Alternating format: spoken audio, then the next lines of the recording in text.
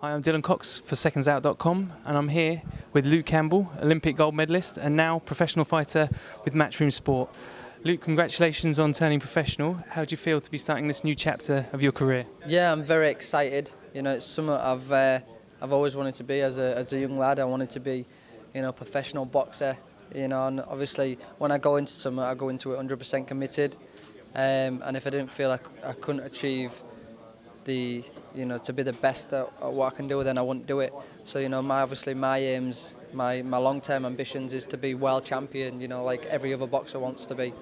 But I've had a great pedigree in the amateurs. I've achieved everything possible in all the major tournaments, in the Europeans, the Worlds, and obviously the Olympics. So I've learned a lot of experience in that time. But now, that's been and gone now.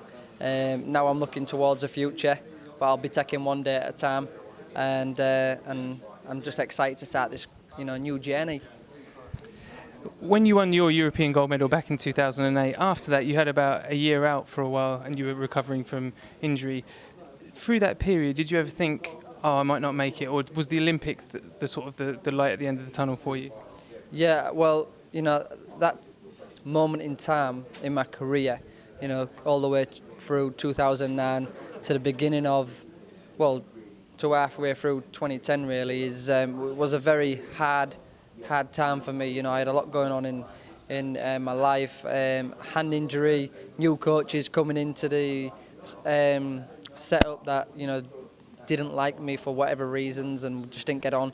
I didn't want to be there. I didn't want to box. And I was this close to retiring from boxing all in all. But I had a dream. I had goals, and at the end of the day, there's no one was stopping me from reaching my goals until the journey was the end.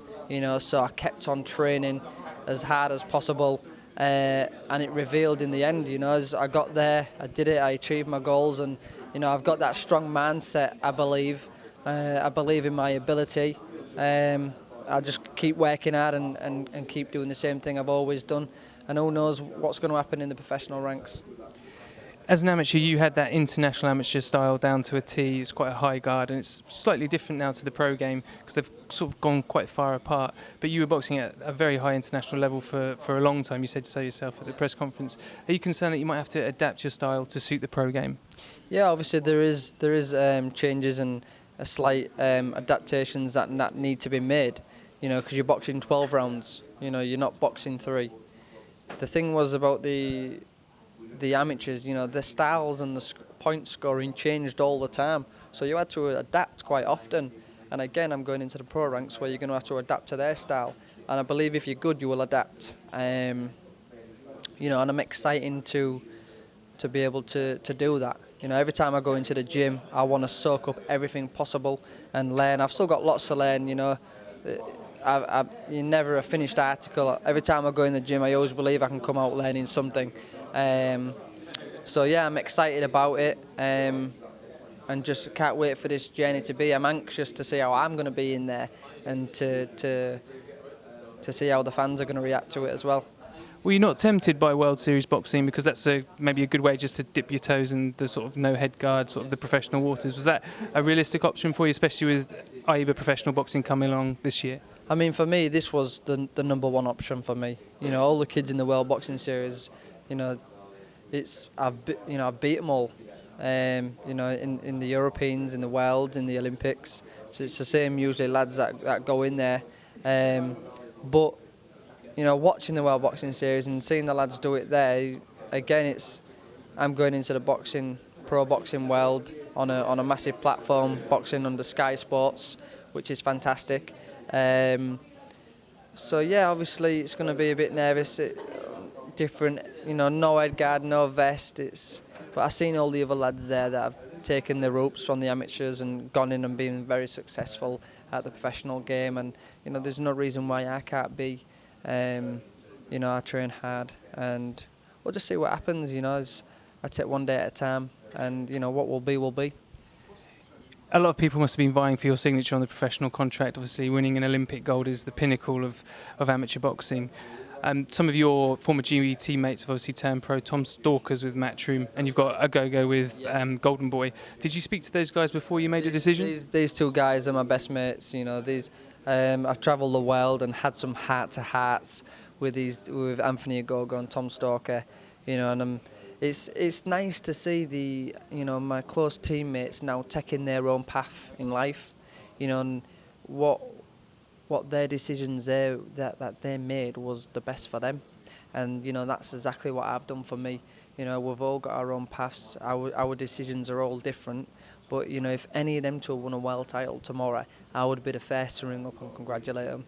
You know, I think they're both top guys, absolutely brilliant fighters, can go a long way, and I'm excited to join them in the professional ranks now, and we still keep in touch all the time. You know, so it's great. Probably even dipping from get sparring with each other again. Yeah, fantastic.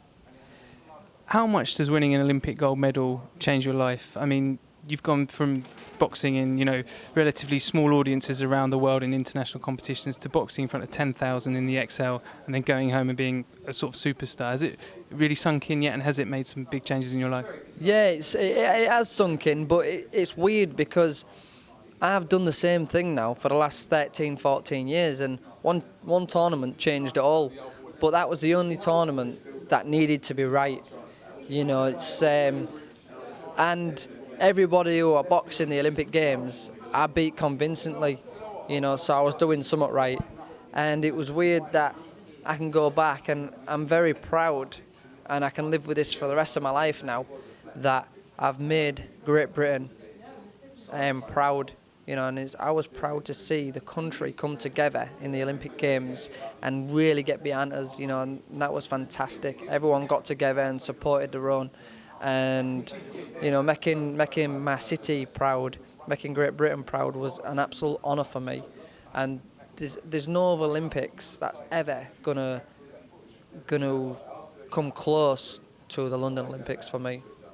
And was that part of the reason turning pro was a good choice as well, because you could never reach those heights again? I could never reach that height again. Going to another Olympics would not be the same for me personally, because the best Olympics I ever could have gone to and compete in was the London Olympics, and I did that. And you know, and I won gold, and I beat everybody convincingly, and everybody, there was all exciting fights that everybody enjoyed. Given your experience and that you're an Olympic champion, do you think you'll be moved quite quickly as a pro, or are you happy there not to be a rush? You know what, that's not down to me, that's down to my coach, it's down to my promoter. That's their job, you know, that's what they deal with.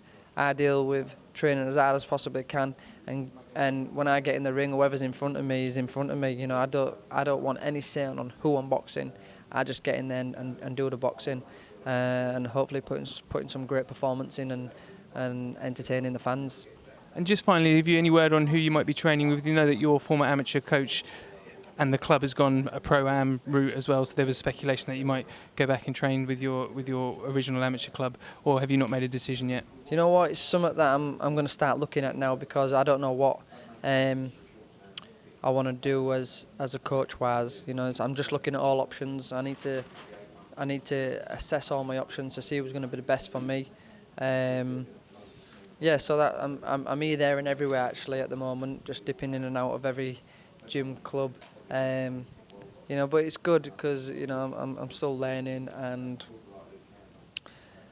you know, it's exciting. But you know, hopefully soon I can pick a coach and work with all the way through my career. But it's something I ain't decided on yet. Great, best of luck, Luke. We look forward to seeing your journey. Yeah, cheers, thanks a lot.